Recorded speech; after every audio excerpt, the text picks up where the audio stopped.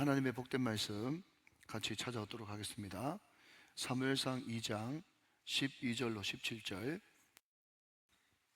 이 계시의 말씀을 한 절씩 나눠서 교독하시고 마지막 절 합독하실 때 살아계신 하나님의 음성을 들을 수 있기를 원합니다. 엘리의 아들들은 행실이 나빠 여호와를 알지 못하더라.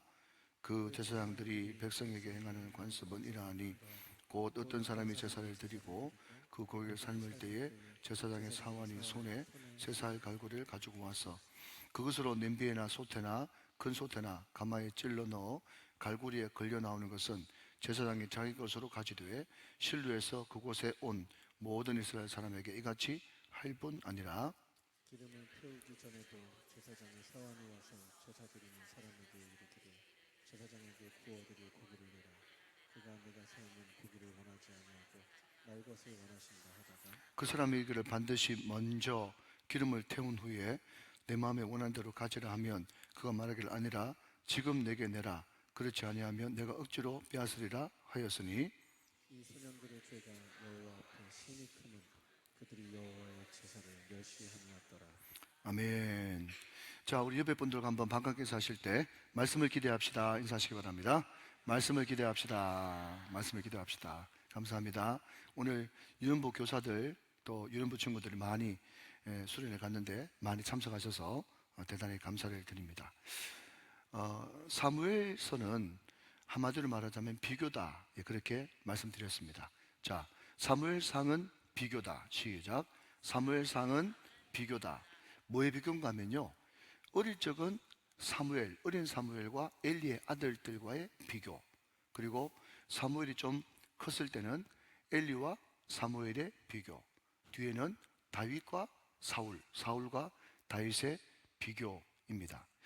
그리고 이 사무엘서가, 사무엘상하가 원래는 한 권이었는데 편의상 둘로 이렇게 나누어 놓았어요. 그런데 여러분 보시면 알겠지만 이 사무엘상 1장의 한나의 기도로 시작하는데 맨 마지막 사무엘하 24장에 가면 다윗의 기도로 마무리하고 있는 것을 보게 됩니다. 그리고 오늘 이 사무엘상 2장에 보면 한나의 기도라고 했지만 이것은 또 한나의 찬양이기도 하거든요. 그런데 사무엘하 22장에 가면 다윗의 승전가 하면서 다윗의 찬양으로 나오는 거예요. 그러니까 1장 사무엘하 24장 기도, 또 2장 22장 찬양. 여러분, 이것은 무엇을 말해주는 겁니까? 전체 체계관에서 말한다면 우리 믿는 사람들은 기도로 시작해서 기도로 마치고 찬양으로 시작해서 찬양으로 마치는 그런 역사가 있어야 된다, 그것을 말씀하고 있다는 것입니다. 믿으시면 아멘. 자, 여러분, 먼저 오늘 그러면 이 엘리의 아들들부터 먼저 한번 살펴보고 또 사무엘을 한번 살펴보고, 그래서 여러분들이 뭐 신학을 공부하지 않았어도 이 사무엘상 2장을 읽으면 엘리의 아들들 사무엘, 엘리의 아들들 사무엘, 이렇게 뭔가 꽈배기처럼 꼬아놨구나, 이런 것을 느끼게 될 터인데, 먼저 엘리의 아들들을 먼저 한번 살펴보도록 하겠습니다. 자, 여러분 12절 말씀 같이 한번 보실까요? 엘리의 아들들은 행실이 나빠 여호와를 알지 못하더라 그랬습니다. 자, 여러분 거기에 밑줄을 그으시고 행실이 나빠 거기에 밑줄을 그어 보시고요. 그 다음 여호와를 알지 못하더라 거기에 네모를 한번 쳐보시기 바랍니다. 자, 여러분 다시 한번 들어보십시오. 제가 여러 번 말씀드렸습니다. 성경은 도덕과 윤리를 분명히 포함하고 있지만 성경은 엄밀하게 이야기하자면 도덕책, 윤리책이 아니다 라고 말씀드리면서 성경은 성경 나름대로 뚜렷한 기준이 있다, 그렇게 말씀을 드렸어요. 뭐가 기준입니까? 하나님이 기준이에요. 다시 한번요. 술 취하지 말라 이는 방탕한 것이니 할 때 방탕이라고 하는 이 단어가 세상에 나가면 여러분 술 마시고 노름하고 흥청망청 온갖 더러운 짓 다 하는 것, 윤리적으로 도덕적으로 잘못된 것, 이것을 방탕이라고 하나, 성경적 관점에서의 방탕은 뭐라고요? 하나님과 상관없는 모든 시간이 다 방탕이라고 말씀을 드렸습니다. 와 같이 오늘 여러분 이 홈리와 비나스, 엘리의 두 아들 홈리와 비나스가 행실이 나빠 여호와를 알지 못했어요. 그러니까 행실이 나쁘다, 또 어떤 성경에는 망나니처럼 행하다, 아니면 나쁜 짓을 하다, 또 못된 놈들이다, 여러 가지 성경 버전으로 번역을 해놨는데, 한마디로 말하자면 행실이 나쁘다고 하는 것은 도덕 윤리적으로 나쁜 것도 있지만, 왜요? 도덕 윤리적으로 나쁠 수밖에 없는 것은 가장 도덕이고 가장 선이신 하나님과 연결되어 있지 못하기 때문에 당연히 나쁠 수밖에 없는 거겠죠. 그렇지만 여러분, 엄밀하게 이야기하자면 행실이 나쁘다고 하는 기준은 그들이 하나님을 알지 못하는 자체가 벌써 행실이 나쁜 것이에요. 다시 한번요, 도덕 윤리적으로 나쁜 것도 나쁜 거지만 성경의 관점은 항상 하나님이 중심이기 때문에 하나님을 알지 못하는 그 모든 것들이 행실이 나쁜 거예요. 그러니까 여러분, 한번 대답해 보십시오. 이 세상에 자기 혼자 선하고 자기 혼자 똑똑하고 자기 혼자 잘나고 도덕적이고 윤리적으로 말하지만 성경적 관점에서는 행실이 나쁜 사람이 많아요, 많아요? 많습니다. 돈 많다고 행실 나쁘지 않은 것 아닙니다. 그리고 여러분, 굉장히 윤리적이고 유교적이라고 점잖다고 행실 나쁘지 않은 것 아닙니다. 자기들은 내 뭐 나쁜데요 이야기하지만 성경적인 그런 정답은 하나님 알지 못하는 것은 다 행실 나쁜 거예요. 그러니까 행실 나쁜 사람이 이 세상에 많다? 많다. 많아요. 그러니까 우리가 뭐 해야 되겠습니까? 그 행실 나쁜 사람들을, 행실 좋은 사람들을 바꿀 수 있는, 인간을 개조할 수 있는 유일한 길은 뭐죠? 전도다, 전도. 하나님을 알게 해야 된다. 왜? 하나님을 알지 못하기 때문에 행실 나쁘다고 했으니까 하나님 알게 하면 행실이 좋아질 것 아니겠습니까? 그렇죠? 그러니까 여러분, 전도하는데 자부심을 가져야 되는 거예요. 왜냐하면 전도는 그 사람의 인생을 바꾸는, 또 이 사회를 변화시키는, 나라를 새롭게 하는 유일한 기준이고 힘이기 때문에 전도는 결단코 부끄러워할 것이 아니다 하는 것입니다. 자, 그러면 여러분, 이런 의문이 있습니다. 두 번째, 아니 엘리 제사장, 두 아들 홈리와 비누아스 제사장, 왜냐하면 제사장은 성계가 되거든요. 그죠?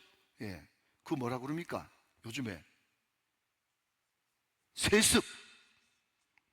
세습이 되잖아요. 제사장은 세습이 되는데, 그러면 그 당시에 엘리 대제사장이 사삼에서 대제사장, 가문으로 따지자면은 이스라엘에서 최고 신앙의 명문 가족인데 그 사람들이 정말 하나님을 알지 못했단 말인가? 알지 못했단 말인가? 그러니까 여러분, 여기에 알지 못하더라 할 때 알다라는 말은, 자, 여러분 아시는 분 히브리 말로 한번 해봐요. 시작. 야다. 많이 들어보셨죠? 이게 여러분 머리로 안다는 겁니까? 아니면 체험적으로 인격적으로 안단 말입니까? 후자죠. 체험적으로 인격적으로 안단 말이죠. 그러니까 여러분, 여기 등장하는 엘리의 두 아들 홈리와 비나스가 지식적으로 하나님을 몰랐던 게 아니라니까요. 우리로 따지자면 지금 신약 버전으로 바꾼다면 여러분, 기도에도 나오고 사도신경도 배울 줄 알고 주기도문도 알고 성경 말씀도 줄줄줄, 여러분 입만 열었다 그러면 성경 말씀도 줄줄 할 줄 알고 신방도 다니고 오만 일 다 하는 거예요. 그렇지만 어떤 사람들은 배워서 주기도문하고 배워서 사도신경하고 배워서 여러분 목사 노릇 하는 사람이 있다니까. 여러분, 그런 사람 못 만나봤습니까? 저는 그런 사람 가끔씩 만나봤어요. 목사님인데 말이죠, 이상하게 성경을 몰라. 굉장히 도덕적이고 윤리적이고 교훈적인 성경을 아는데 뭔가 그 목사님 말씀을 들으면 창세기부터 요한계시록까지 뭔가 쫙 꿰이는, 말하자면 십자가 중심의 신앙이 아니라 윤리 도덕의 성경이야. 이상해요, 여러분. 교회에서 열심히 하는 사람 가운데도 이야기를 해보면 굉장히 도덕적이고 또 성경도 알고 경력도 오래되는데 굉장히 신앙이 겉돈다는 그런 생각을 안 해보십니까? 여러분, 제가 부흥회 가서 아니면 장례 예배 때 자주 드리는 말씀이지만은, 저 여러분 외관에 어떤 할아버지가 이제 임종을 하지 않습니까? 목사님이 가가지고 할아버지 기다 대고 막 이야기를 했다 그러지 않습니까? 할아버지 예수 믿으시죠? 지금 가도 천국 갈 수 있겠죠? 천군 천사 할아버지 불러왔습니까? 부르러 왔습니까? 그런데 말이죠, 입을 콕 닫고 있는 거예요. 들어보셨죠? 저하고 장례식 자주 가셨던 분요. 그러니까 이 목사님이 이 할아버지 지금 기가 다치고 있군 싶어가지고 막 기에다 대고, 할아버지 예수 믿습니까?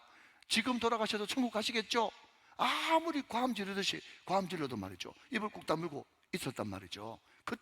바로 그때 너가 아버지 돌아가시고 임종해라 그 소식을 듣고 서울에 있는 딸이 문을 확 열고 돌아가지고, 아버지 돌아가실 때가 안 됐는데 왜 그 갔습니까? 하면서 아버지요 아버지요 눈 떠 보이소 하니까, 그 아버지가 기가 다칠 줄만 알았던 그 아버지가 눈을 떠가지고, 그죠? 딸을 알아보고는 오만 이야기를 다 하는 거야. 아이고 니 왔나, 니 못 보고 죽을 줄 알았대, 오만 이야기를 다 하는 거예요. 그러니까 이 목사님이 너무 이상해가지고 막 딸이 막 지금 아버지하고 임종 직전에 지금 이별하고 있는데 그 사이를 막 파고들어 가가지고 너무 답답해가지고 다시 또 묻는 거예요. 할아버지 예수 믿으시죠? 지금 돌아가셔도 천국 가시겠죠? 구원의 확신을 물어보면요, 또 입을 꾹 다물고 대답을 안 하는 거예요. 그러면서 돌아가셨다. 여러분, 제가 20여 년 전에 대구 동북에 담임하셨던 김덕신 목사님한테 직접 들었던 간증이거든요. 그분이 그런 질문을 하세요. 이번 천국 갔겠습니까? 못 갔겠습니까? 알 수 없지. 왜냐하면 천국과 지옥의 주인은 오직 하나님이야. 우리가 판단할 수 없어. 그러나 로마서 10장 말씀에 사람이 마음으로 믿어 의에 이르고 입으로 시인하여 구원에 이른다고 했는데, 그 사람은 시인하는 신앙이 없었으니 천국 가기 굉장히 곤란하겠죠. 그러니까 이분이 하신 말씀이 그래요.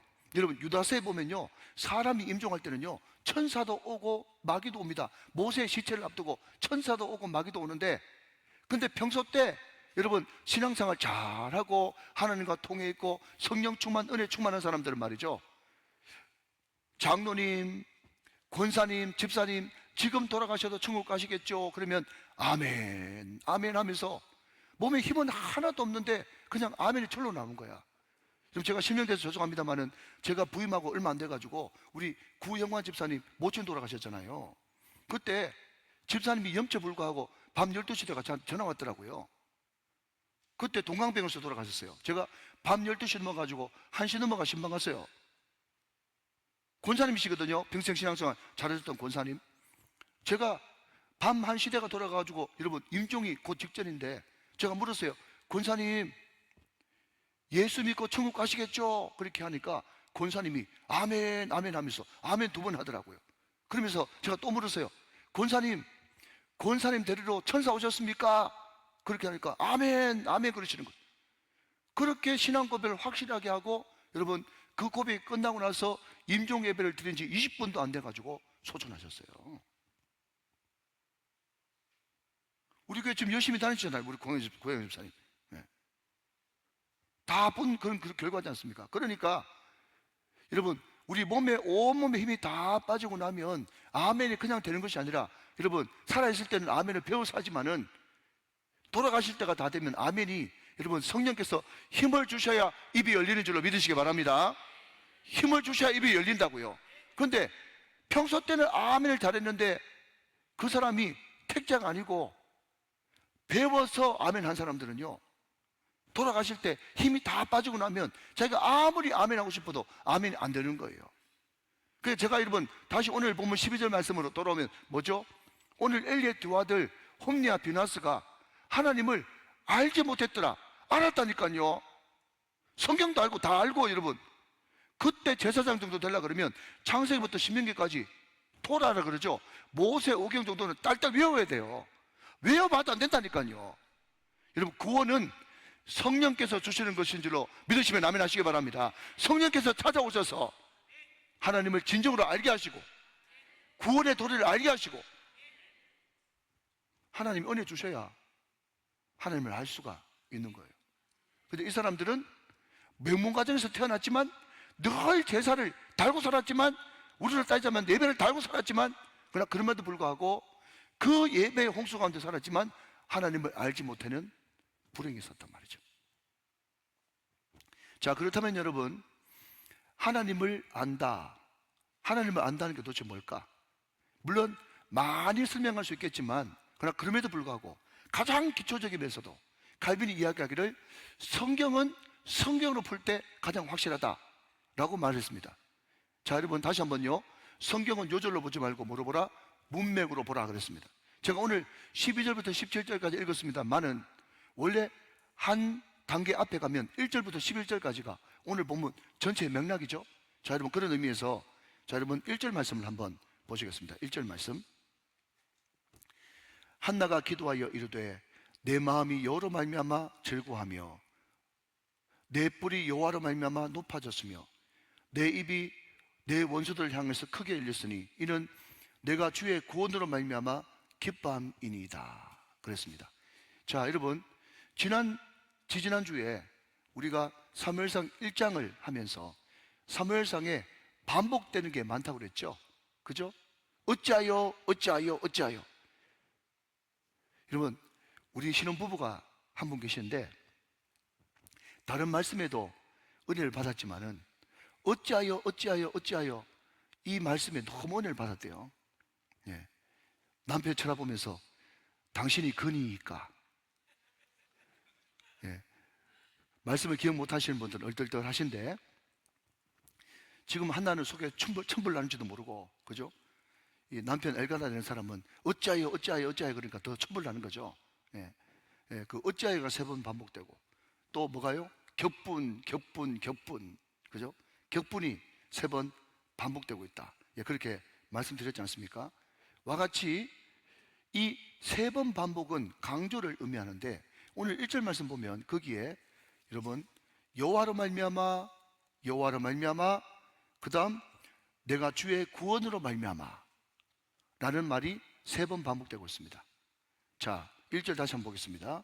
한나가 기도하여 이르되 내 마음이 여호와로 말미암아 즐거워하며 내 뿔이 여호와로 말미암아 높아졌으며 내 입이 내 원수들을 향하여 크게 열렸으니 이는 내가 주의 구원으로 말미암아 기뻐함이니이다. 자, 밑줄 좀 그으셨어요? 자, 2절 말씀 보니까 여호와 같이 거룩하신 이가 없으시니 이는 주밖에 다른 이가 없고 우리 하나님 같은 반석도 없으심이니이다. 자, 여러분 1절에는 말미암아 거기에 다는 없지만 그렇지만 여러분 1절 말씀 보니까 내 마음이 여호와로 말미암아 즐거움이 있고 내 뿔이, 여러분 뿔이라고 하는 것은 내 명예, 나의 높아짐 이런 뜻이거든요. 그래서 이 한나의 노래가 별명이 뿔의 노래예요. 한나가 완전 바닥에 있다가 하나님께서 한나의 소원을 들어주셔가지고 사무엘도 나게 하시고 그 뒤에 3남 2女를 더 낳게 해가지고 여러분 브리냐가 나를 완전히 깔아뭉갰는데 그 깔아뭉갠 여러분 제목이 뭡니까? 나는 이렇게 자식 많은데도 자식 없지 하면서 자식 없는 것 때문에 완전 바닥이었지 않습니까? 그런데 그 모든 모욕과 모독도 결국 자식 낳아버리면 해결되는 것이죠. 사랑하는 여러분, 그래서 유명한 부흥사님이 이런 이야기를 했습니다. 여러분들이 상대방에게 복수하는, 그러니까 여러분을 비방하고 여러분을 깔보고 여러분을 모욕하는 상대방을 복수하는 가장 큰 방법이 뭔가 하면 여러분 잘 되면 되는 줄로 믿으시기 바랍니다. 여러분 잘 되면 되는 거예요. 상대방이 돈 가지고 나를 깔본다 그러면 하나님께서 물질의 복을 주시면 해결될 건 아니겠습니까? 그게 바로 뿔이 높아지는 거예요. 이해되십니까? 예, 뿔은 자랑이고 긍지거든요. 사슴이든지 여러분 소든지 염소든지 뿔 없으면 아무것도 아니지 않습니까? 뿔은 자랑이고 또 뿔은 하나님의 높이심입니다. 자, 다시 한번요. 다시 1절로 돌아가서 내 마음이 여호와로 말미암아 즐거움이 있어요. 또 내 높아짐이 여호와로 말미암아 높아짐이 있어요. 믿으시기 바랍니다. 내 입이 내 원수들을 향하여 크게 열렸으니 이는 내가 주의 구원으로 말미암아 기뻐함이 있단 말이죠. 자, 여러분 모든 것의 있음의 원인은 하나님이십니다. 여러분 이것을 진짜로 믿고 이것을 경험해 본 사람, 이 사람이 누구냐면 하나님을 여호와를 아는 사람이에요. 자, 2절 말씀 보니까 거기에 여호와와 같이 거룩하신 이가 없으시니 이는 주밖에 다른 이가 없고 우리 하나님 같은 반석도 없으심이니이다. 여러분 1절은 있고 여호와로 말미암아 있고 2절은 여호와 같은 분이 없고 없으심이니이다. 사랑하는 여러분, 여호와를 아는 것이 어려운 것 아닙니다.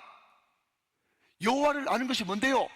라고 이야기한다면 하나님의 절대 주권, 하나님의 전능하심, 이것을 진짜 믿는 것이에요. 많은 사람들이 하나님의 전능하심과 하나님의 절대 주권을 이야기하지만 많은 사람들이 그것을 믿지 않습니다. 목사도 믿잖아요. 하나님의 절대 주권을 믿으면서도, 그렇게 이야기하면서도 자기의 억울한 거 하나 참지 못하는, 말광대에 전혀 다른 사람이 저부터 시작해서 얼마나 많습니까? 사랑하는 여러분, 오늘 홈리와 비나스가 여호와를 알지 못했는데 뭘 알지 못했냐? 여러분, 뭐 심오한 것이 아니에요. 여러분, 심오한 것이 하나님을 안다는 게 뭔데요? 라고 이야기한다면 내 마음의 기쁨과 즐거움과 행복과 모든 것이 여호와로 말미암아 있게 되는 줄로 믿습니다. 이것을 믿어야 되는 것이에요. 한 걸음 더 나가서 이 세상에 하나님밖에 절대 주권과 절대 권능과 절대 반석이 아무도 없고 오직 하나님 한 분밖에 없습니다. 없으시고 없고 없습니다. 사랑하시는 여러분, 이것을 확실히 믿게 되시기를 주님의 이름으로 축원합니다. 우리 가운데 있는 모든 좋은 것들은 다 여호와로 말미암아 온 것입니다. 이 세상에 어떤 것도 하나님과 비교할 것은 없습니다. 그러니까 자꾸 여러분 심오한 거, 깊이 파는 거 찾지 말고 그분의 절대 주권을 믿으세요. 그분의 절대 주권을. 여러분, 엄청나게 많이 이야기할 수 있는데 여러분, 여기에 기가 막힌 말씀 있지 않습니까? 6절 7절 말씀, 6절 7절, 2장 6절 7절 제가 읽습니다. 여호와는 죽이기도 하시고 살리기도 하시며, 여러분, 생사의 모든 열타권이 주님 앞에 있다는 거예요. 여러분, 이것을 믿으십시오. 서울에 내리기도 하시고 거기서 올리기도 하시는도다. 여러분, 내세의 주인이 하나님이시라는 겁니다. 7절 말씀, 여호와는 가난하기도 하시고 부하기도 하시며 모든 재물의 주인이 주님이시라는 것입니다. 낮추기도 하고 높이기도 하시는도다. 모든 명예의 주인이 주님이십니다. 사랑하는 여러분, 교회 안에서는 이것이 아멘 되는데 왜 바깥에서는 안 될까요? 그러니까 우리가 날마다 예배를 통해서 말씀님을 내 가장 소중한 곳에 모셔야 되고, 하나님 정말 귀만 간지럽히고 머리만 치는 것이 아니라 이 단순하면서 명확하면서 확실한 말씀이 가슴 깊이, 뼛속 깊이 파고 들어갈 수 있도록 은혜를 주십시오. 여러분, 두 가지입니다. 하나님은 살리기도 하시고 죽기도 하시고 높이기도 하시고 낮추기도 하시고 가난하게도 하시고 부하게도 하시고, 그렇기 때문에 우리는 겸손해야 된다 라는 것이 가장 기본이지만, 사랑하신 여러분, 지금 높은 곳에 있고 부한 곳에 있는 사람은 바짝 엎드려서 겸손해야 되겠다라고 적용하는 것이 맞고,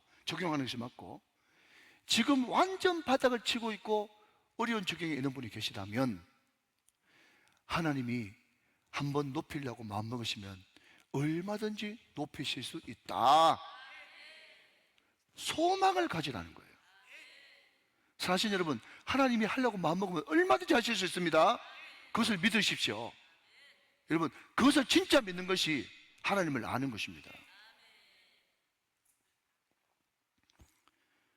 사실 이 1절부터 11절 말씀이 너무 이 시와 노래로 되어 있기 때문에 내용이 깊어가지고 몇 시간 해도 모자랍니다. 다음에 한번 시간 날 때 따로 돼서 한번 하도록 하고, 제가 말씀드리고 싶은 것은 문맥상으로 보니까 홈리와 비나스가 뭔가 틀어가지고 잔뜩 무슨 예식이나 무슨 방법이나 이런 것들은 잔뜩 알고 있는데, 가장 기초적인 나의 모든 즐거움과 구원과 그 모든 것이 여호와로 말미암았고 이 세상에 어떤 것도 하나님과 비교할 수 있는 분이 아무도 안 계신다 라고 하는 이 단순하면서도 확실한 말씀, 하나님은 가난하게도 하시고 부하게도 하시고 높이기도 하시고 낮추기도 하시고 살리기도 하시고 죽기도 하시고, 하나님은 서울에 내리기도 하고 올리기도 하시고, 이 모든 것의 절대 주권을 그분이 가지고 있다라고 하는 이 단순하면서도 명확한 이 사실을 알지 못했기 때문에 결국 여호와를 알지 못했던 그것이 뭐로 이어지는가 하면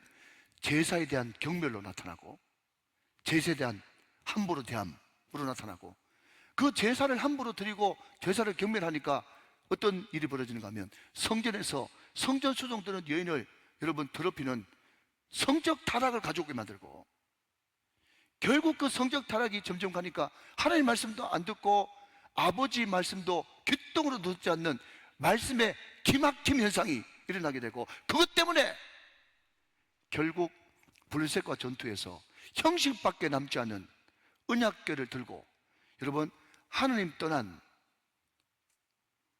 또 종교만 있고 신앙이 없는 그 사람들에게 있어서 언약궤는, 우리가 다음 장을 살펴보겠습니다만은, 더 이상 언약궤는 하나님의 임재의 상징이 아니고 사과 개짝에 불과했단 말이죠. 이게 점점 여러분 하나님을 알지 못하는 것이 뭐라고요? 예배의 타락을 가져왔고, 예배의 타락이 결국은 성적 방종을 가져왔고, 성적 방종이 결국 하나님과 아버지의 말씀에 귀를 기울이지 않는 그런 기막힘 현상이 일어났고, 결국 이것이 종교화되어지면서 자기가 전쟁에서 그 형 동생이 한날에 죽는 그런 비참함을 가져오게 만들었다.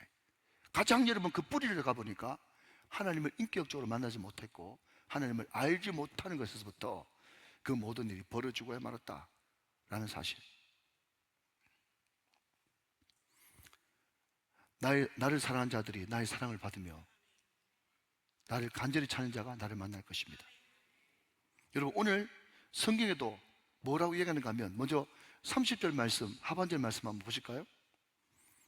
오늘 본문에도 기가 막힌 말씀이 나옵니다. 자, 나를 존중히 여기는 자를, 자 끝에 같이 한번 읽어보세요. 시작. 나를 존중히 여기는 자를 내가 존중히 여기고 나를 멸시하는 자를 내가 경멸하리라.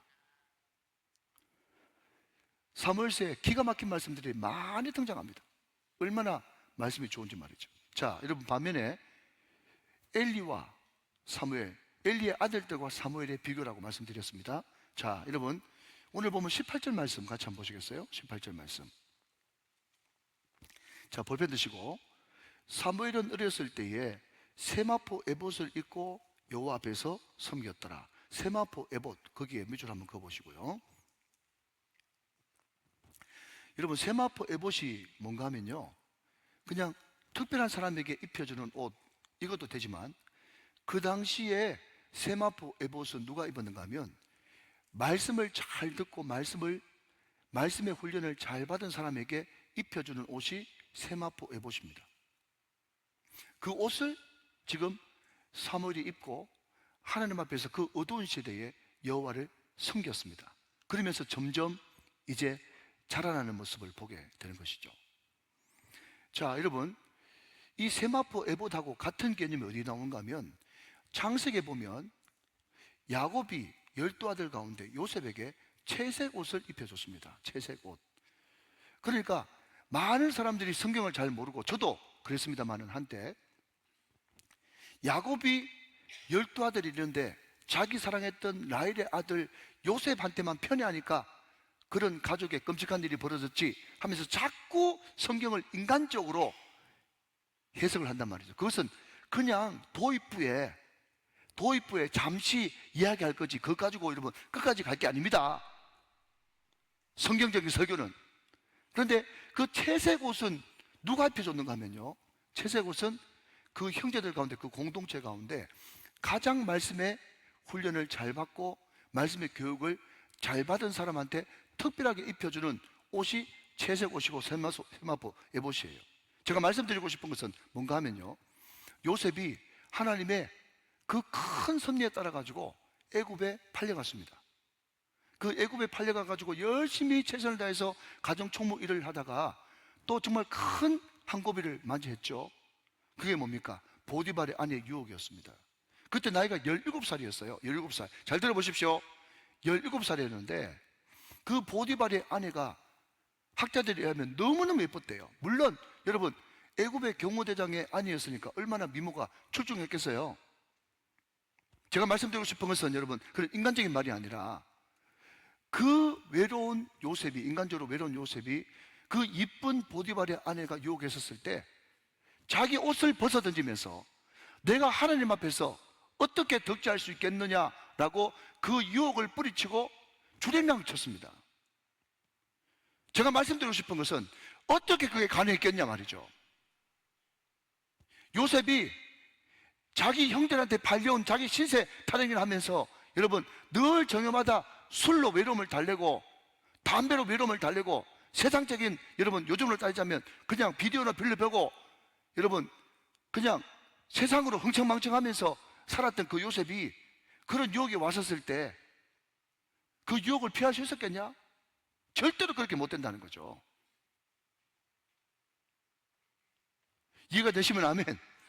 요셉이 철저하게 주님 앞에서 말씀으로 교육받고 말씀을 훈련받은 채석옷을 입은 그런 과거가 있고 그런 말씀에 축적이 있었기 때문에 요셉은 죄로부터 자기를 지킬 수가 있었고, 오늘 본문에 등장하는 여러분 이 사무엘이라고 하는 이 인물도 세마포 입옷을 입었는데 여러분 생각해 보십시오. 거기에 한 집에서 홈리와 비너스하고 같이 살았던 것 아닙니까? 성전에서 여자들 겁탈하는 그 희한한 놈들하고 같이 살았던 그 제약의 홍수 가운데서도 사무엘은 정말 세마포 에봇을 입고 말씀으로 훈련받고 말씀으로 교육받은 그 말씀이 그 마음중심에 있었기 때문에 주의 청년이 무엇으로 깨끗하게 하리까? 그 행실을 무엇으로 깨끗하게 하리까? 주의 말씀을 따라 삼갈지니라 말씀하셨던 것처럼 그 말씀이 나를 지키고 그 말씀이 나를 거룩함으로 인도했다는 것입니다. 믿으시면 아멘. 자, 여러분 여기에 사무엘이 계속해서 자랐다는 말이 계속 등장하고 있어요. 그 자랐다라고 하는 것은 성숙했다라는 말도 되지만 자랐다고 하는 말은 점점 하나님의 뜻을 이루면서 하나님의 뜻에 가까이 나아갔다 이런 뜻이 되어집니다. 자, 여러분 창세기 3장 15절 말씀을 같이 한번 보시겠습니다. 창세기 3장 15절. 자, 원시복음이라고 하는 거죠. 자, 같이 한번 읽어보세요. 시작. 내가 너로 여자와 원수가 되게 하고 내 후손도 여자의 후손과 원수가 되게 하리니 여자의 후손은 내 머리를 상하게 할 것이요 너는 그의 발꿈치를 상하게 할 것이니라 하시고. 여러분 이게 뭡니까? 결국 뱀이 예수님의 발 뒤꿈치, 사단이 예수님의 발 뒤꿈치를 물고 예수님이 그 머리를 상하게 하심으로 사단의 권세를 깨뜨린다 라고 하는 원시복음이 창세기 15장이죠. 그러니까 예를 들면 이런 겁니다. 여러분 6.25 때 참전한 그 6.25 참전 용사들 이야기 들어보니까 갑자기 총알이 날라와가지고 하면서 허벅지에 관통상을 입었는데 들어갈 때는 그냥 조그맣게 손톱만치도 그냥 표시가 안 나서 들어갔는데 뒤에서 보니까 구멍이 이만큼 뚫렸더라는 거예요. 왜 그렇죠? 총알이 나선형으로 돌아가면서 이렇게 가니까 들어갈 때 구멍은 작은데 뒤에 구멍은 뻥 뚫려 있는 것처럼 여러분 언약, 약속이라고 하는 이 복음도 나선형으로 돌아가는 겁니다. 그래서 창세기 3장 15절에 원시 복음으로 시작된 이 복음이 점점 이제 나선형으로 발전을 해가지고 사무엘이 이스라엘의 선지자로 부름을 받고 선지자를 통해서 누가 기름 부음을 받고 다윗이 기름 부음을 받고 그 다윗의 후손을 통해서 누가 이 땅에 오시고 결국 언약의 완성이신 예수님이 이 땅에 오실 거라고 하는 지금 발전하고 있다 나아가고 있다라고 하는 그런 의미에서 자라니라 이것이 계속 기록되고 있다는 거죠. 자, 그 과정에서 한나가 자기 아들을 주님 앞에 드리게 되어지는 겁니다. 자, 여러분 굉장히 중요한 단어가 있으니까 한 번 더 보도록 하십시다. 자, 여러분 20절과 21절 제가 읽겠습니다. 오늘 본문 20절 21절. 엘리가 엘가나와 그의 아내에게 축복하 이르되 여호와께서 이 여인으로 말미암아 내게 다른 후사를 주사 이가 여호와께 간구하여 얻어 바친 아들을 대신하게 하시기를 원하노라 하였더니 그들이 자기 집으로 돌아가매 여호와께서 한나를 돌보시사 그로 하여금 임신하여 세 아들과 두 딸을 낳게 하셨고 아이 사무엘은 여호와 앞에서 자라니라. 자, 그렇게 되어 있습니다. 자, 여러분 여기에 21절에 돌보시사라고 하는 단어에 밑줄 한번 그어보시면 좋겠습니다. 돌보시사. 근데 여러분 제가 이것을 주석에서 찾아보니까 이 돌보시사라고 하는 이 단어가요, 심판과 관련된 단어더라고요. 돌보는 거하고 심판하는 거하고 무슨 상관이 있냐라고 하시겠지만, 자, 여러분 보십시오. 지금 바다가 있습니다. 물이죠. 자, 물이 있으니까 배가 있죠. 자, 따라오고 있습니까? 자, 배 안에 있는 사람은 뭐죠? 구원이죠. 배 밖에 있는 사람은 심판이고 죽음이죠. 그러니까 여기 돌보시사라고 하는 이 말의 히브리 말의 원뜻이 뭔가 하면요, 하나님이 찾아오셔서 계산하시다, 이런 뜻입니다. 하나님이 찾아오셔서 계산하니까 심판이죠. 그죠? 새 마시는 거잖아요. 그죠? 자, 무슨 이야기인가 하면, 여러분 이 성경 구절을 여러분에게 제시하면 금방 이해가 가실 겁니다. 출애굽기 22장 1절 말씀을 같이 보겠습니다. 출애굽기 22장 1절 말씀. 자, 같이 한번 읽어주세요. 시작. 사람이 소나 양을 도둑질하여 잡거나 팔면 그는 소 한 마리에 소 5마리를 갚고 양 한 마리에 양 4마리로 갚을지니라 라고 하면서 분명히 이스라엘 법에 기록되어 있어요. 자, 소 한 마리 훔쳐갔다가 들키면 몇 배로 갚아야 돼요? 5배. 양은요 4배입니다. 그러니까 여러분 성경이 결단코 허투루 된 게 없어요.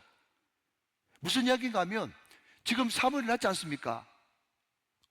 뭐 하다가, 심정이 통하는 기도를 하다가, 제일 처음에는 내가 정말 하나님께 버림받은 것 맞습니까? 사람들은 나보고 하나님께 저주받고 버림받았다고 하는데 내가 정말 하나님께 버림받은 것 맞습니까? 하면서 자기의 원통함 때문에, 자기의 그 괴로움 때문에 기도하다가 드디어 하나님과 심정이 통했죠. 어떤 심정이 통했습니까? 너 아들 없다고 너무너무 괴롭지. 너 아들 없다고 괴롭지. 나한테도 아들 없어. 다시 한번요. 불인 나에게는 있고 한나에게는 없고, 엘리에게는 두 아들이 있고 한나에게는 없어요. 그게 병치구조라고 말씀드렸잖아요. 병치구조. 뭐가 없습니까? 말씀을 붙들고 이 민족을 부여잡고 우는, 하나님의 마음을 아는 아들이 없단 말이죠. 자기가 정말 아들 달라고 기도하다가 주님과 심정이 통해가지고, 마치 여러분 대관령 이쪽에 강원도 쪽에서 또 경기도 쪽에서 양쪽에서 여러분 터널을 파가다가 드디어 중간에서 뻥 뚫려가지고 심정이 통했던 거예요. 하나님과 심정이 통했어요. 그 하나님의 마음을 알고 한나가 어떻게 기도합니까? 하나님, 그 아들이 없어가지고 하나님 너무 마음 아프셨죠? 나한테 아들 주시면 그 아들 하나님 앞에 바치겠습니다. 그래서 사무엘을 낳고 쭉 읽어보시면 잘 간수하고 있다가 젖될 때 돼서 여러분 엘리가 있는 성전에 갖다 바쳤지 않습니까? 그러니까 자기가 기쁨으로 자원함으로 감사함으로 바쳤지만은 결국은 하나님 앞에 아들 뺏긴 거예요. 기근다가 뺏겼잖아요. 하나님이 어찌 보면 좀 여러분 이해를 돕기 위해서 하나님이 아들 주셔놓고 도둑질 해간 거예요. 도둑질 해간 거예요. 자, 그러면 하나님 앞에 뺏기고 끝났습니까? 출애굽기 22장 1절 말씀 보니까 소 도둑질에 가면 몇 배 갚아야 된다고요? 5배, 5배. 양 도둑질하면 4배.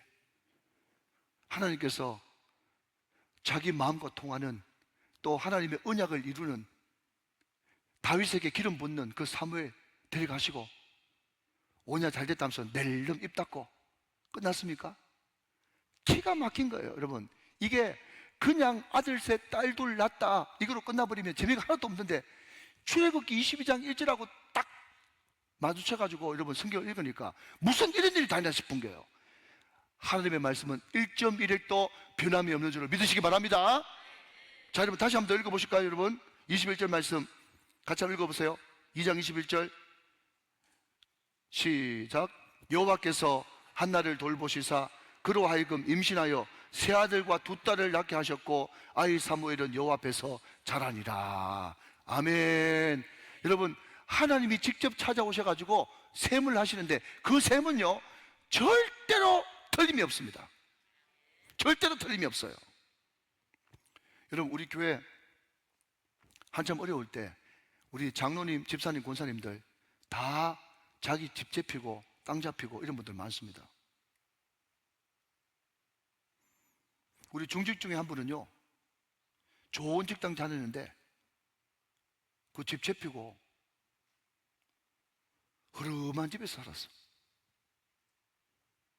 그분 말에 의하면 그 자동차에 20년 넘게 다니면 다 그냥 뭐 4층짜리 5층짜리 또 원룸 지어가지고 다 마지막 제일 위에 층에는 자기가 살고 나머지는 그냥 다 세나가지고 다 그렇게 살고, 그 개원들 한 달에 두 달에 한 번씩 돌아가면 전부 다 60평 이상 되는 널찍널찍한 집에서 그냥 홈파티, 그냥 집에서 그냥 뷔페 막 시켜놓고 말이죠, 파티도 하고 그러는데 자기는 집이 너무 흐름해가지고 한 번도 손님을 자기 집에 초청해 본 적이 없대.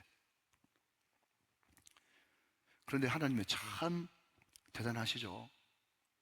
조금 지나니까 하나님께서 다 알아서 집 주시고 자녀 잘 되게 하시고 퇴직해도 65 넘게까지 직장 다니게 하시고 하나님이 다 갚아주시더라. 여러분, 이것은요 이런 이야기 하려고 그러면 밤새도록 해도 모자랍니다. 하나님 앞에 들어보십시오. 그만큼 수지 맞는 게 없습니다.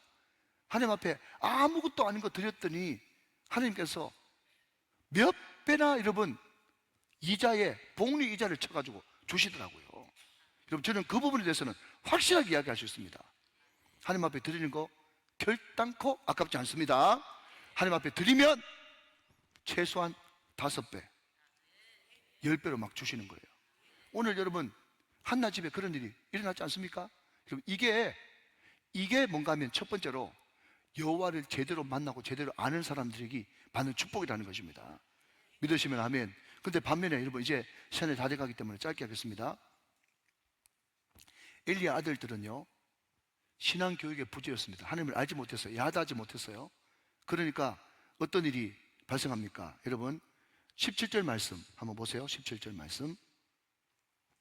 이 소년들의 죄가 여호와 앞에 심히 크면 그들이 여호와의 제사를 멸시함이었더라.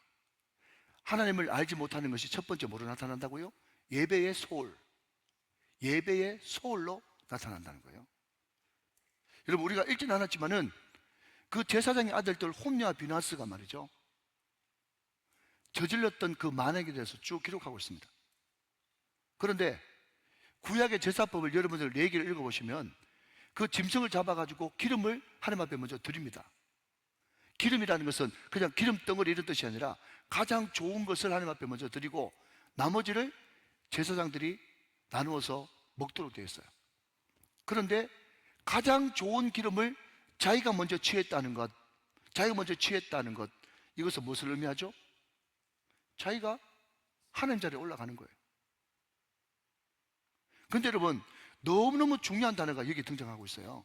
자, 여러분 13절 말씀 한번 보시겠습니까? 13절 말씀. 그 제사장들이 백성에게 행하는 관습은 이러하니. 저는요 이 말씀 묵상하다가 관습이라고 하는 이 단어에 눈이 팍 들어가는 거예요. 관습, 동그라미 한번 쳐보십시오. 관습. 그럼 제가 길게 설교하려고 하는 건 아닙니다. 여러분 이런 말이 있어요. 자, 여러분 저를 한번 보시고요. 그 사람이 아무리 은혜를 많이 받고 와도 습관이 바뀌기 전까지는 바뀐 것이 아니다. 이런 말이 있습니다. 뭐가 안 바뀌면 안 바뀌어? 습관이 안 바뀌면. 결국 여러분 그 사람이 은혜 받으면 은혜 받았다고 하는 증거가 뭐야 되는가 하면 삶의 변화가 있어야 되는데 삶의 변화가 어떤 변화인가 하면 습관이 바뀌어야 돼요. 습관이. 좋은 습관 말이죠. 좋은 습관이 뭔데요? 라고 물어보시면 당연히, 자 여보세요? 당연히 이게 거룩한 본능으로 자리 잡고 있어야 됩니다. 이게 안 되면 아무것도 안 되는 거예요. 얘들의 관습, 습관이 아주 못되게 들어가지고 그게 완전 습관화가 된 것입니다. 제사 경멸 말이죠. 예배 소홀. 근데 그 예배 소홀이 뭐로 등장한다고요? 성적 타락으로 이어지고야 말죠. 성적 타락으로. 하나님을 전혀 두려워하지 않는 것입니다. 그럼에도 불구하고 두 번째, 이 가정의 불행은요, 아버지의 권위의 타락이에요. 자, 보십시다. 22절 말씀부터 좀 보겠습니다. 22절부터 25절까지 제가 있습니다. 엘리가 매우 늙었더니, 자, 여러분 이것도 그림과도 같아요. 엘리가 매우 늙었다라고 하는 이 짧은 단어 가운데 지금 아무 소망도 없고 힘도 없고 의욕도 없음을 엘리가 매우 늙었더니라고 하는 이 단어 속에 우리한테 던져주고 있는 거예요. 그의 아들들이 온 이스라엘에게 행한 모든 일과 회막문에서 수종드는 여인들과 동침 말씀을 듣고 그들에게 이르되 너희가 어찌하여 이런 일을 하느냐? 내가 너희 악행을 이 모든 백성에게 듣노라. 내 아들들아 그러하지 말라. 내게 들리는 소문이 좋지 아니하니라. 너희가 여호와의 백성으로 범죄하게 하는도다. 25절 말씀 같이 한번 읽겠습니다. 시작. 사람이 사람에게 범죄하면 하나님이 심판하시려니와 만일 사람이 여호와께 범죄하면 누가 그를 위하여 간구하겠느냐 하되 그들이 자기 아버지의 말을 듣지 아니하였으니 이는 여호와께서 그들을 죽이기로 뜻하심이었더라. 여러분 이게 무서운 말이에요. 여러분 우리는 오랫동안 군사 정권 아래 있었기 때문에 권위라고 하는 말을 굉장히 거부감 있게 듣습니다. 다시 한 번 말씀드리지만 권위주의는 잘못된 것이지만 권위는 너무너무 필요한 것입니다. 왜 필요한가? 창세기 1장을 보면요, 이 땅의 흑암과 혼돈 가운데 있던 이 세상 가운데 하나님이 말씀하셨습니다. 빛이 있으라 하심에 빛이 있었어요. 그게 바로 말씀의 권위입니다. 빛이 있으라 하며 빛이 있더니 하나님 보시기에 좋은 거예요. 그러니까 교회가 여러분 민주화돼야 되겠지만 민주화보다 더 위에 있는 것은 여러분 민주화 위에는 뭐죠? 신정주의입니다. 담임 목사부터 시작해가지고 자기 한 말이 책임지고 모든 성도들이 그 선포된 말씀에 담임 목사부터 시작해가지고 모든 성도들이 일사불란하게 순종하며 나아가는 이 땅에서 하나님 나라를 보여주는 신정주의, 하나님이 통치하시는 말씀이 통치하시는 교회, 그 교회가 가장 권위 있고 세상을 향해서도 가장 힘이 있는 그런 교회가 되어지는 것입니다. 우리 교회는 그런 분이 한 분도 안 계신데 제가 아는 저 어떤 교회는 말이죠, 엄마가 뭐 때문에 그런지 모르겠지만은 애들이 이제 이미 성숙했고 다 컸다고 생각해가지고 그 애들 앞에서 목사님에 대한 안 좋은 이야기를 한 2가지 했답니다. 놀라운 것은요, 그 아들이 교회를 안 나와요.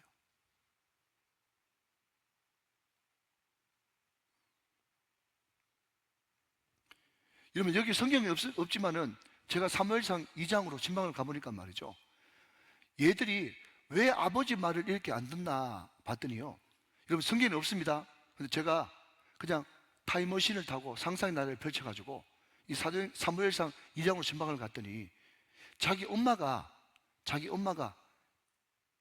아들 앞에서 자기 아버지 욕을 막 하더만은 내 신방 가보니까, 그러니까 아버지가 아들한테 무슨 말을 해도 아들이 귓등으로도 안 듣는 거예요.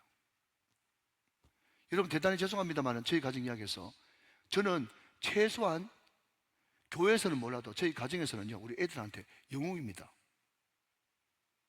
그 영웅을 누가 만들어줬냐? 제 아내가 만들어줬어요. 아버지가 어떤 사람이고 어떤 일을 하고 있으며 너희들이 어떻게 아빠를 대해야 되는지 제 아내가 저를 많이 세워줬기 때문에 저는 가정에서 한마디 한마디가 권위가 있고 힘이 있어요. 그렇기 때문에 가정이 평화롭고 든든한 것입니다.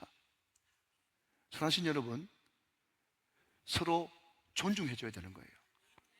성도는 담임 목사를 존중해주고 담임 목사는 장로님과 중직들을 존중해줘야 교회가 위에서부터 은혜가 쫙 흘러내려가면서 질서정연하고 말 그대로 평안하여 든든히 서가는 복된 교회가 될 줄로 믿으시기 바랍니다. 앞장서 일하시는 우리 귀한 중직들, 특별히 우리 장로님들을 존중해 주십시오. 그것이 교회가 평화롭게 든든하게 안전하게 갈 수 있는 길인 것입니다. 자, 여러분 한 걸음 더 나가서 이 가정의 불행을 한번 더 살펴보십시다. 자, 여러분 29절 말씀을 한번 보시면서 이제 말씀을 정리해 보실까요? 자, 2장 29절 말씀 앞을 보시면서 같이 한번 읽도록 하겠습니다. 네, 사무엘상 2장 29절이에요. 네, 오늘 조금 늦네요. 네, 팍팍 띄워주세요. 사무엘상 2장 29절. 네, 성경 보면서 같이 한번 읽읍시다. 시작. 너희는 어찌하여 내가 내 처소에서 명령한 내 재물과 예물을 밟으며 내 아들들을 나보다 더 중히 여겨 내 백성 이스라엘이 드리는 가장 좋은 것으로 너희를 살찌게 하느냐. 자, 여러분 여기에 정말 찔리는 말이 들리지 않습니까? 뭐죠? 내 재물과 예물을 밟으며 그 다음 뭡니까? 내 아들들을 나보다 더 중히 여겨 내 백성 이스라엘이 드리는 가장 좋은 것으로 너희들을 살찌게 하느냐 그랬습니다. 자, 그러니까 여러분 오늘 여기 등장하는 엘리의 아들들의 비극은요, 첫 번째는 뭔가 하면요, 하나님을 알지 못하는 것이었어요. 인격적으로 못 만났어. 그러니까 당연히 따라오는 것이 예배의 소홀이고 예배의 경시예요. 예배를 멸시했다. 여러분 두 번째는 뭡니까? 아버지 말을 전혀 경청하지 않는 거예요. 아버지의 부재예요. 세 번째는요, 자식들을 우상으로 삼는 거예요. 하나님보다 더 자식들을 더 소중하게 여기는 것이죠.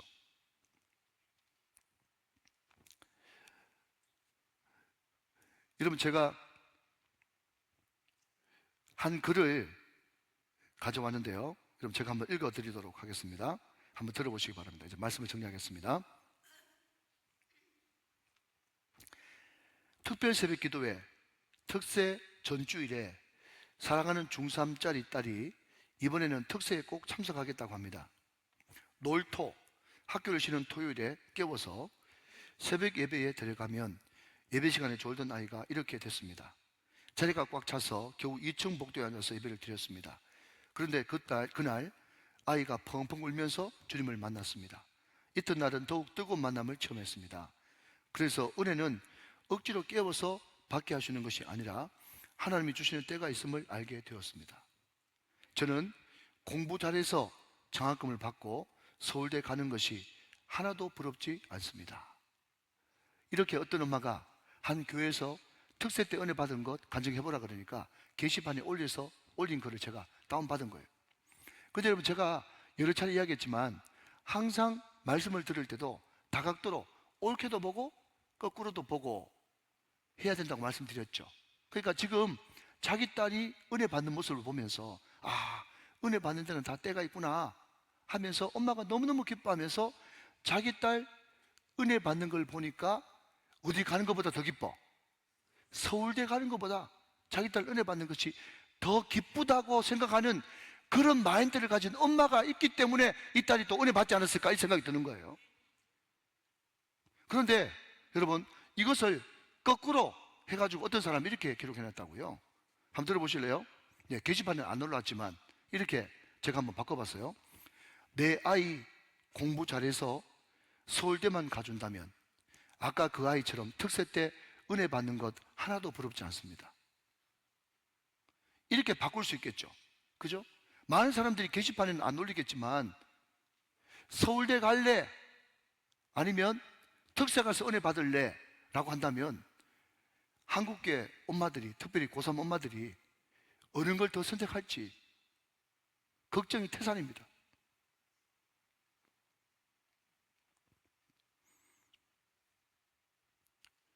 하나님, 만약에 우리 아이가 사업에 성공하고 서울대에 가고 좋은 직장에 가고 그것을 위해서라면 얼마든지 신앙은 포기할 수 있습니다 라는 그런 마음 한 켠이라도 있다면 그것이 바로 우상숭배고 그 아이의 영혼을 마귀한테 팔아먹는 것입니다. 그럼에도 불구하고 그 위험한 도박을 얼마나 많이 지금 한국의 학부모들이 하고 있는지 모르겠어요. 우리 우정교회 성도들은 절대로 그런 사람 없게 되시기를 주님의 이름으로 축원합니다. 축복합니다. 자, 여러분, 우리 마지막으로 성경 말씀 한 구절 읽고 말씀을 마치도록 하겠습니다. 자, 여러분, 오늘 본문 사무엘상 1장 27절 28절 같이 한번 보겠습니다. 제가 읽겠습니다. 이 아이를 위하여 내가 기도하였더니 내가 구하여 기도한 바를 여호와께서 내게 허락하신지라. 28절 말씀 시작. 그러므로 나도 그를 여호와께 드리되 그의 평생을 여호와께 드리니다 하고 그가 거기서 여호와께 경배하니라 그랬습니다. 한나가 이 아이를 위해서 간절히 기도드렸더니 하나님께서 응답하셨고 하나님께서 그 응답을 나한테 주셨기 때문에 나도 이 아이를 하나님 앞에 기쁨으로 드립니다.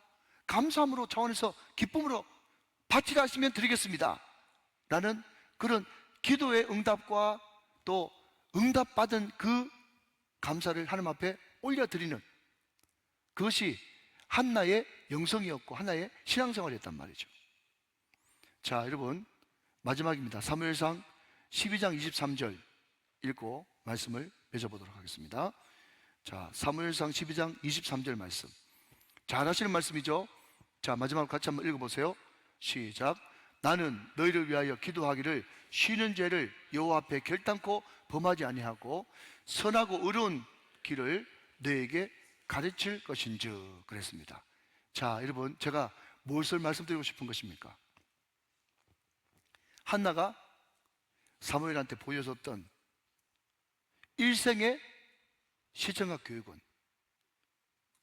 기도하고 응답받고 기도하고 응답받고 기도하고 받은 은혜가 너무 커서 어떤 거라도 여호와께 드리고 싶어 자기 아들까지라도 기꺼이 드리는 그런 모습이 한나의 신앙이었고 한나의 영성이었어. 그것을 지켜보고 자란 사무엘이 마지막에 모든 이스라엘 백성들 앞에서 뭐라고 고백하고 있어요? 내가 다른 것은 몰라도 내가 평생 보고 배운 것이 그것이니 내가 여호와 앞에서 결단코 기도 쉬는 죄를 범하지 아니하기로 내가 결단한다. 이것이 우리 엄마한테 배운 영성이고 내 평생의 믿음이고 신앙이다. 사랑하신 여러분, 우리 아이들 여름 행사 다 마쳤습니다. 여름 행사보다 더 중요한 것은 여름 행사에 받은 은혜를 하반기까지 쭉 연결해서 2학기를 믿음으로 승리하는 것이 우리 아이들의 관건입니다. 한순간의 기도로 한순간의 헌신으로 끝나지 말고 우리 아이들을 위해서 계속 기도의 모범을 또 예배의 모범을 삶의 본을 보여줌으로 말미암아서 우리 아이들이 결단코 홈리와 비나스 같은 그런 여호와를 알지 못한 그런 아이들이 아니라 사무엘처럼 요셉처럼 채색 옷을 입고 세마포슬 옷을 입고 여호와 앞에서 아름답게 주의 뜻을 이루면서 점점 더 자라나고 자라나는 여호와 앞에 사람 앞에 아름답게 성장하는 복된 우리 후손들 자녀들 다 되시기를 주 예수 그리스도 이름으로 축원합니다. 그를 위해서 다음 주 다음 세대를 위한 특세 기아마트 특세에 우리 모든 부모 세대들이 앞장서 모범을 보여주시기를 주 예수 그리스도 이름으로 축원합니다.